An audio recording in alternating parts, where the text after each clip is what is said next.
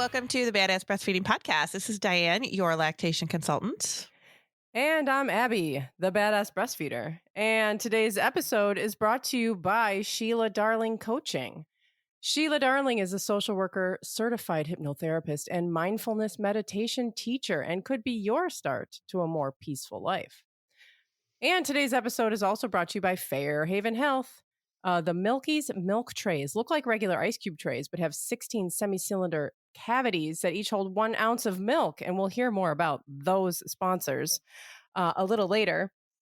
But for now, you can head to badassbreastfeedingpodcast.com and check our sponsor page if you need anything. Check there and see if you can give any of our sponsors your business because they make this podcast possible. And while you're there, you can scroll down and enter your email address and get the episodes sent straight to your inbox every Monday. And now Dianne has our review of the week.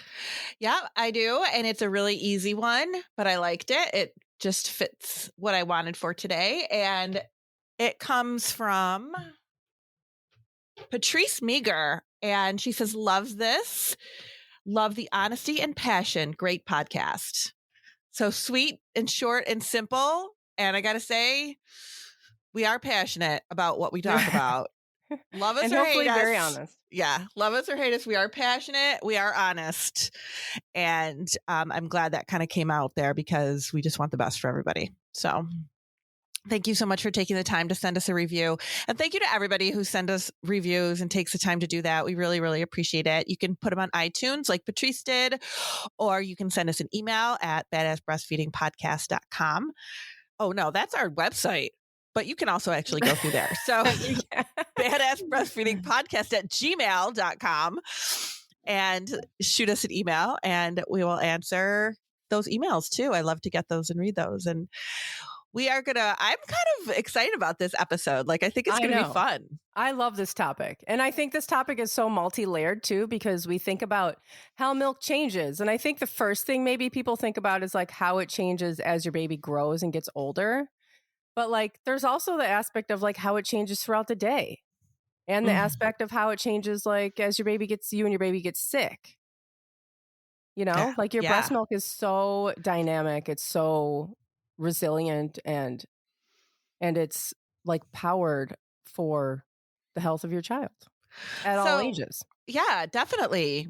But tell me, Abby, from what I understand of our society, that's all only valid for the first year, correct? Oh, right. Because at 1 year, if you didn't know, it turns to water. I forgot to say that. So it changes and then it changes to water. So then you're just a drinking fountain. Yeah, it's just, fantastic for the first year. And then, you're a water hose after that. But we're being super sarcastic if you couldn't pick that up. It's one of the things that drives us crazy about this is that people, not even people, it's just, it's people, it's health professionals, it's non-breastfeeders, it's older generations that don't know the science, or anybody who doesn't know the science that really doubts that your breast milk still has potent value after your baby turns a year. They don't have to be completely dependent on your milk supply for growth for it to have a purpose. Seriously. Right. I mean, it still has extreme health benefits. And it is still and we talk about beyond the first year. I mean, the World Health Organization and the American Academy of Pediatrics and everybody else recommends breastfeeding for at least 2 years. Yeah, that's not just for fun. Right. It's not just to piss people off. Right. It's because it has important health benefits for your child. And yes, at some point you supplement with food, but that doesn't mean that the breast milk is no longer necessary. Right. Right. So I've got a little bit of info on this, which is really pretty cool when you think about it. And I knew some of this stuff, obviously, kind of as you learn it along the way as you're going through this path of becoming a lactation specialist. But sometimes you forget just how amazing this is, or you learn why something happens the way it does. And it's just like, oh my gosh, this is just an amazing thing that our bodies are doing for our babies. Why are we doubting it? Yeah. You know, like it's really sad. And when people say, oh, well, you know, you don't need to breastfeed or blah, blah, blah. It's just, why wouldn't we want this for our children and for ourselves? Right. And you don't need to breastfeed, but you need to have the information about what that means when you don't. Exactly. And what the risks are, because they are present, they are, you know, they are researched and they are documented. And so let's talk about that. And if you still decide that breastfeeding isn't right for you, I don't care. Like, Right. you make your decision, but like make the decision with the information that we have and the information and the research that we have, not because like a commercial told you that formula is the same as breast milk. Ridiculous. You know, because then you're not making an informed decision, because that's just not even like, how is that even true? How is one exactly like the other? One is made by your body and one is made in a factory. Yeah. And like, whatever, fine. If that's the decision you're going to make, fine. But have all the information, the correct information. That's how you make that empowered choice. I had this conversation via Facebook, and it was, I mean, you know, that can go either good or bad. That can go either way. Yeah, it can go either way. On a breastfeeding page where somebody was asking about a medication, and the response was that it's fine, because it is fine, that what she was asking about. Mm-hmm. And somebody else was like, I'm not comfortable with using that because I was told I shouldn't with a breastfeeding baby and blah, blah, blah. And I'm like, that's fine. You have to do what's right for you, but have the information to make an informed decision. Mm-hmm. You know, if this medication is fine, but you don't feel comfortable using it, then wait until your baby's weaned, but it's not necessary. So I kind of feel like that with the breastfeeding piece of it. Like for breastfeeding overall, like if you choose not to breastfeed, that's fine. That is you have to do what's right for you and your family, but have the information to make an informed decision. I always thought it was so sad when families said, oh, I never knew this before. I never knew how important this was with my first child. Even or blah, the blah, blah. people, right, with their first child, or because there's so many medical professionals, the people that you are thinking that have the right information and that you are supposed to trust have the wrong information or are saying things that aren't true. Or old information. Yeah, right. Really old information. Like really old. Yeah, I mean, this is like, I used formula. I'm the last person who's going to judge somebody for using formula, because I used it with Jack in the hospital when they said he was starving after he was born. And, he, you know, and then we went on to use it for, I don't know, a couple of months. I guess we were supplementing before I was digging around, you know, and educating myself, because everyone around me was like, no, it's not a big deal. No, your milk will come in just fine. No, you know, it won't affect this. And that's all not true. You know, it's not, it's just, that's not the correct information. And so I had to learn, you know, as I was going, like we all are doing. Mm-hmm.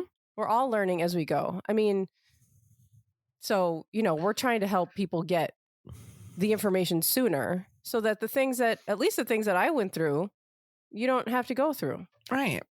And then as your baby, you know, gets older and now they're a year old, they're eating solids 3 times a day, hopefully, or, you know, if they are, some babies are a little bit. Or not. Yeah. Some babies are a little bit fussier. No. That is not a guarantee. So don't start having a heart attack if you're listening to this. Yeah, absolutely not. That was my bad. But, you know, you kind of think, okay, breast milk is breast milk, right? Like, but it changes. It changes for them. So we know, right, that your breast milk is a supply and demand.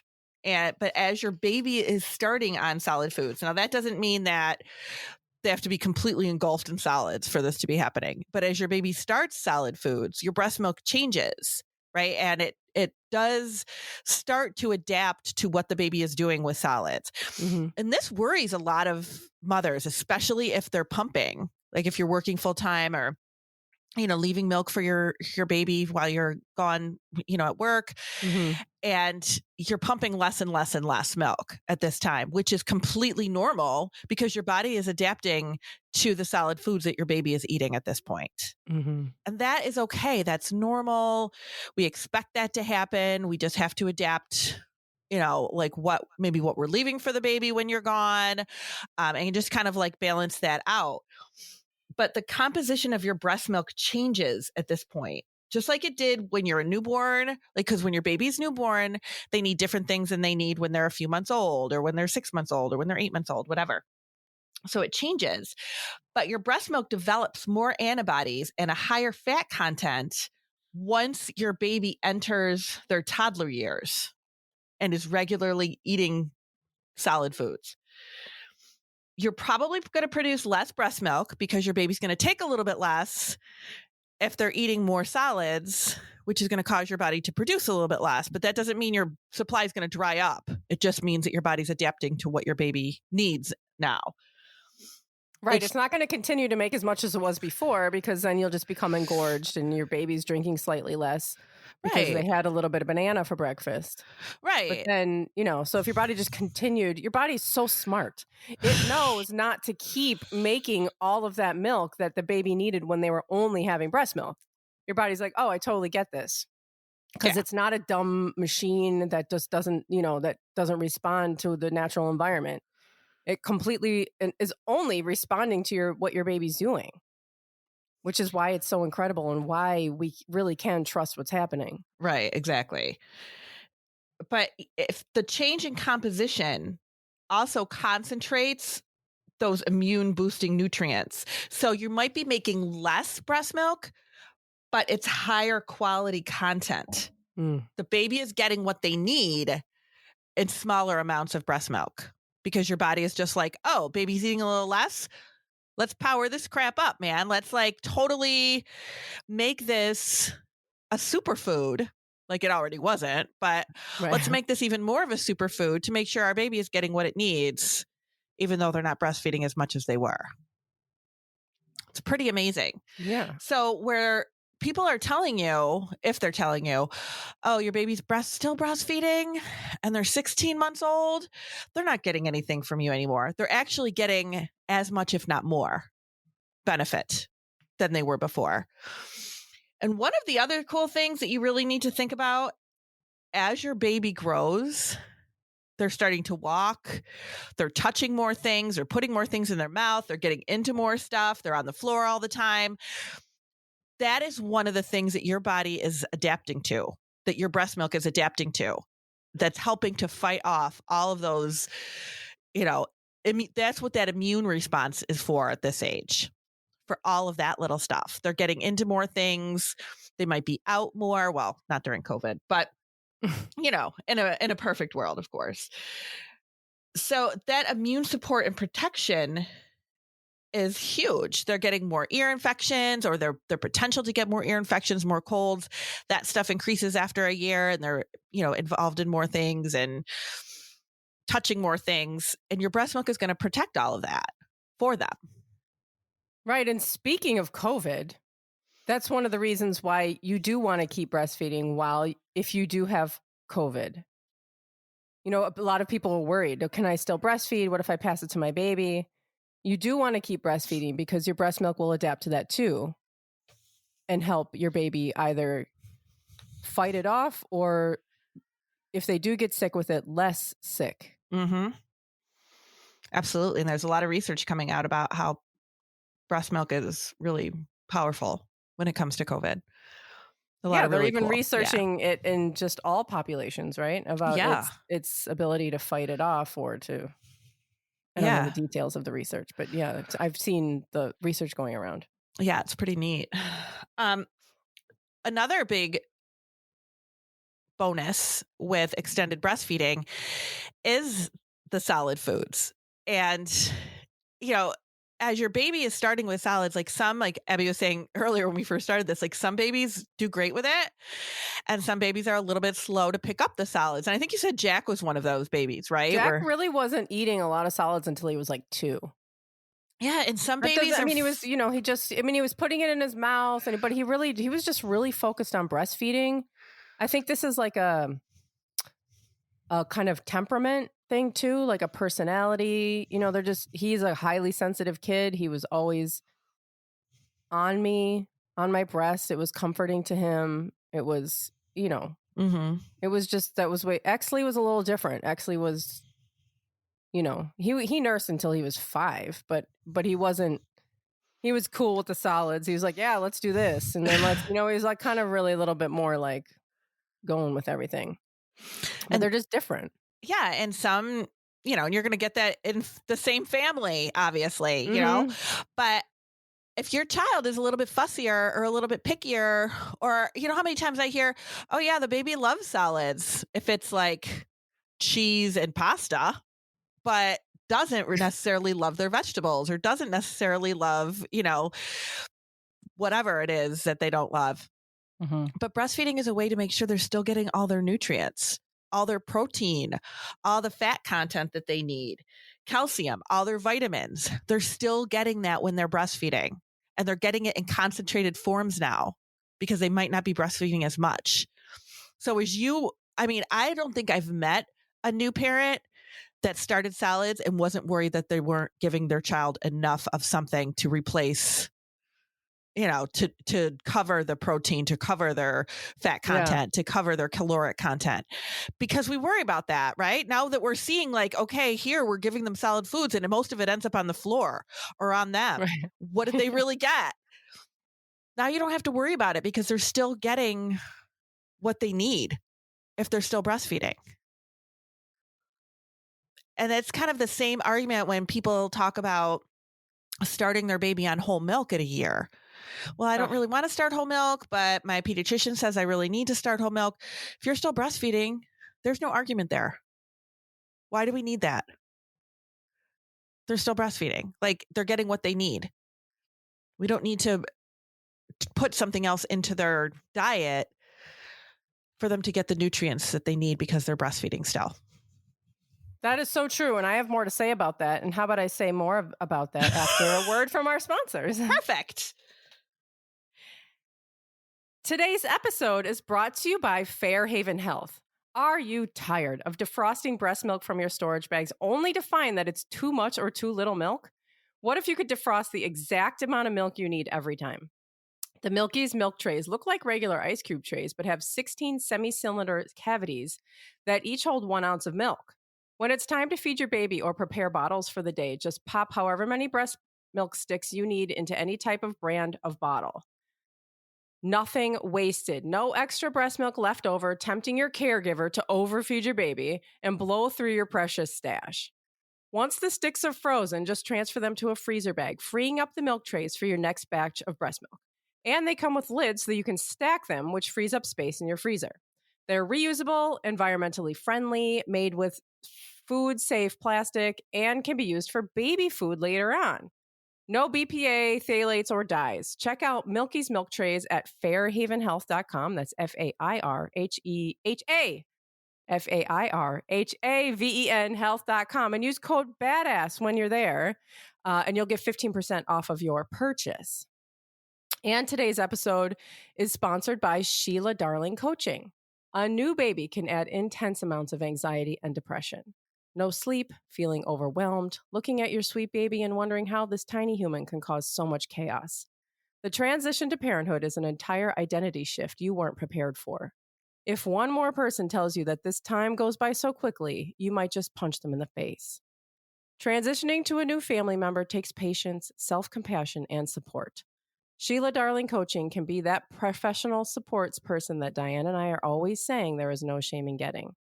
Sheila Darling is a social worker, certified hypnotherapist, and mindfulness meditation teacher, and could be your start to a more peaceful life. Head to SheilaDarling.com to schedule your consultation today, and mention the Badass Breastfeeding podcast when scheduling your consultation and receive 10% off of a coaching package. These sponsors and their promo codes can be found in our show notes under this episode on badassbreastfeedingpodcast.com. Our show notes will also include further information about things we talk about in this episode. And at badassbreastfeedingpodcast, you'll also find our breastfeeding resources, all of our other episodes, and information about scheduling your very own one-on-one online lactation consultation with Dianne. And I have our shout out of the week. Our shout out of the week goes to Ancient Strong on Instagram. This is Ancient Strong Doula Services. And they are offering full spectrum evidence-based doula care training and advocacy forums. Hashtag decolonize birth. And this is an amazing news feed that has all kinds of information about, centering Black futures is a big, an event that they had recently. When is this coming up? Oh, it's over. Sorry. It was 2 days ago. But go to Ancient I think it's a regular thing on their feed is that, on every Fridays, they have Centering Black Futures. And you can watch their Instagram live series. It looks wonderful. Ancient Strong on Instagram. And you can find all the information about them there. Okay. And now back to how your breast milk changes. And, so this is one of the things I was going to say is that a lot of times this is one of the big things, the big questions that I get, one of the many around this topic is, my doctor told me that since my baby or toddler is not eating very much solid foods, that I should cut back on breastfeeding to try to get them to eat food. Yeah. Because they're manipulating you. Didn't you know that? Yeah. And that irritates me so much because it's like, why would you, first of all, stop messing with the process? And second of all, breast milk is so extremely nutrient dense that why are we doing this? We're cut back so you can have some of this pasta. Like, the nutrients in your breast milk are so important and plentiful that you don't need to, not that everyone's feeding their baby pasta. I get that. Like, we're feeding our kids healthy foods. I understand sometimes, not me. Sometimes you can't control what they take, though. Right, it's true. It's true. And they're experimenting at this point. They are not relying on this solid food for all of their nutrients like we are. Mm-hmm. They're experimenting, they're learning, and this can take years for them to really make this transition over to this solid food. And the breast milk is not something that you should ever back off of. I say, when you're we have starting solids episodes too. Yeah. But just one of the things I always say is that when you're starting solids, breastfeed first. You're just going to sit down, you're going to offer your baby, your kid, or whatever, your child, whatever it is. Sit down and have a little nursing session. Make sure they get that amazing breast milk into their belly and then have the solid foods. I think breast milk takes priority. Mm-hmm. As long as it's in your body, fill up on that stuff as much as you can. Don't back off of it. They're not going to get the benefit. I mean, yeah, we want them to eat solid foods at some point, but they're not going to, some of the benefits that breastfeeding is offering them, they're not going to get from solid foods. So why do we want to take that away from them? Right. And you're not going to stop them from learning solid foods. They will eat solid foods at some point when they're ready. They will. It's not just like, if I don't cut back on breastfeeding, they're never going to learn to eat more solids. That is just not true. That is just not how it works. They end up eating solid foods when they're ready. And then eventually, guess what? They're no longer breastfeeding because, contrary to popular belief, kids don't breastfeed until they're in college. Believe it or not. We're going to tell you that right now on the podcast.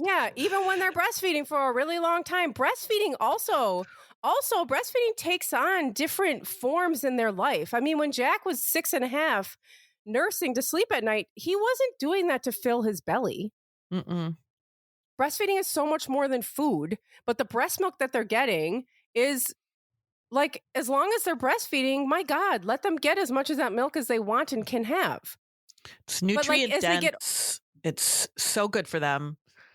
Fights disease, fights illness. I mean, I don't know why we want to take that away. Right. And it takes on, when your child, if they're nursing into toddlerhood, and they're nursing a lot, it's fine. They're still going to learn to eat solids. They will. Unless you're like not feeding it to them. But I know you are. Mm-hmm. I know that we're all putting food in front of our children.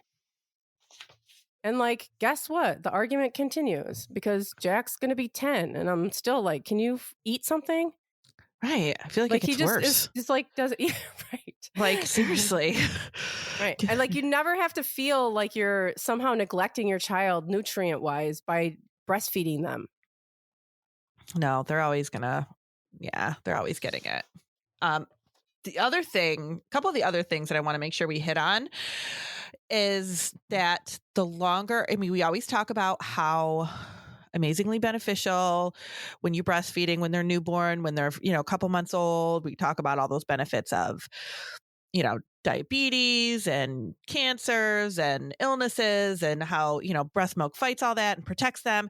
It's not just for that time frame where you're breastfeeding them. Like this goes on for longer periods of time. But they now know, the more research that they've done with breast milk over the years tells us that the longer you breastfeed them, the more benefit to them. So yes, any amount of breast milk they get is good.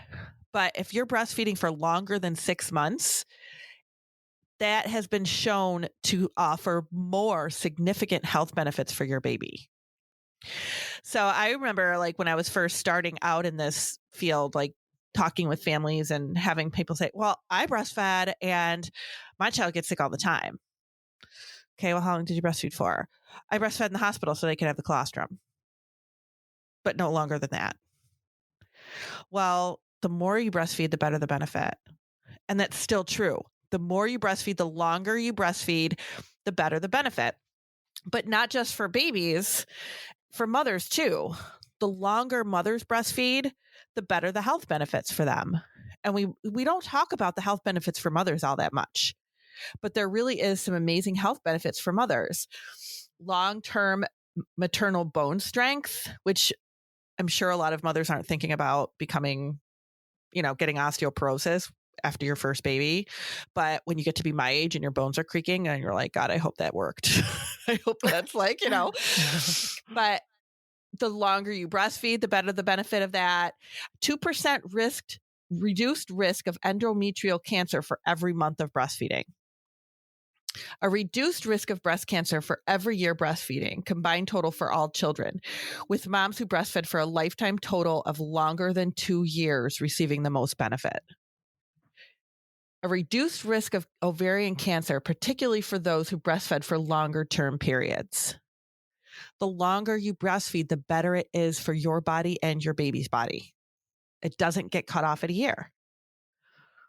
Right. All of this nonsense about how you're not supposed to breastfeed a toddler. This is all like societal sexualizing bodies and such. It's not based in any kind of like reality for, the health of your body. No, there's no science behind it. It's just our society is, because in other societies and throughout history, it's not been a thing. There's been no question, like kids just breastfeed until they're done. And if you don't want to breastfeed until your kid is 6, like I did, then don't. Like, you don't have to do that. Just as long as as long as you want to, and as long as it's beneficial, as long as you're still feeling, the emotional benefits too, it's like, it's not like it's beneficial emotionally for you as well. Yeah. Then do it. Like, you don't have to stop at some point just because your doctor says, well, this isn't like, it's not doing any good anymore. That's just not true. No, there's no truth to that. No. And the science points to the contrary. And it's just really unfortunate. Plus, I mean, bottom line, it's nobody's business. And I think Right. I say that like every single podcast, like it's nobody's business. But if you want to continue to breastfeed your baby because it's working for you and your baby, why is that anybody else's decision but yours? No, it's really not anybody's. Yeah, it's not anybody's job to be giving you that kind of feedback. It's just misinformed. It's all based on for bad information. And it's really nobody's business to make that comment to you. I mean, and there should be no comment except the only informed comment that would come with that is like, oh, that's great. Congratulations on making it that long. That's still very beneficial for your child. Right. And if they say anything besides that, then like get a new doctor if you can, or just ignore it. Like you don't need to, your doctor is not in charge of your breastfeeding journey. Like, you do what you know is good and what you want to do, and smile and nod or pass on some information. Yeah, I was just going to say, you could educate them if you feel like you have that energy that you want to educate them. But otherwise, I mean, know that what you're doing is beneficial in so many ways. And there's no reason to not do that. I mean, it's just your baby is getting so much benefit from it that there's no reason for you to stop if you don't want to. And so many moms will, so many breastfeeding families contact us and say, oh, we're going strong. We're still going strong. Do I have to start, do I have to increase solids? Do I have to start whole milk? Do I have to start the weaning process? No, you absolutely don't have to. And like Abby has said on a zillion of our podcasts, you try so hard to get breastfeeding going, and then you're finally in a good place, and somebody tells you should wean. Yeah, they're like, well, no, you shouldn't breastfeed a toddler because that makes them weird, and it doesn't matter because your breast milk doesn't have any nutrients in it anymore. And then you start hearing everybody in the beginning is like, breastfeed is the best thing, breastfeed. And then you get going, and then you start hearing the opposite, and it's just like, well, what the hell? Yeah. And then, you don't have to, listen to any of that. Your breast milk is always, always beneficial to your child, whatever the age, whatever the time of day. Because as we're talking about, your breast milk completely changes and adapts to whatever's going on to protect and to nourish your child. Absolutely. And I can tell, let me tell the story, which has nothing to do with anything. But the other day I had to tell Dianne, and you'll all really, really like this story. I promise you. My nipple was itchy. So I reached down my shirt and started itching, and I was like, why is it wet? And mind you, Exley is going to be 7 this year. I mean, they weaned what? A couple years. Like a couple years ago. Yeah. It's been a couple years. So I'm like, why is it wet in my shirt? And I just I was just like, what's going on? So I expressed, I did the whole hand express nipple compression thing, and freaking breast milk came out, y'all. I'm going to do it right now and see if I can get something to come out. Abby is going to express milk on the podcast after not breastfeeding for 2 years. See how cool your body is? It is here. It's not gushing out, but if I press down, there's a little beads up a little bit. It looks like colostrum. It's just it's so cool though. And I'm probably, it's just hormonal stuff. My body has lactated hormonal things go on, and it's just oh, what? Okay, well, here's some of this stuff. I don't know. I do feel like a hormonal mess, but anyway, so cool though. Yeah, it just it's your body just, it's funny. It's amazing. So embrace it. And also, if you feel like you still have, if you can have express, because people also too, they're like, I was able to express milk and I haven't breastfed in 2 years. And I always say to people, it's okay. It happens. It totally happens. But, you never think it's going to be you. No. And I was like, oh my God, it happened to me. You're a circus freak. No, I'm just not really. I'm just jealous. I would love to express a little bit. I want to express enough to make a pendant or something. Well, that's what I want. Yeah. They weren't doing breast milk jewelry when my kids weaned. So my kind of toddler breastfeeding friends that I have are like, oh man, I wish I could still express them, especially now during a pandemic.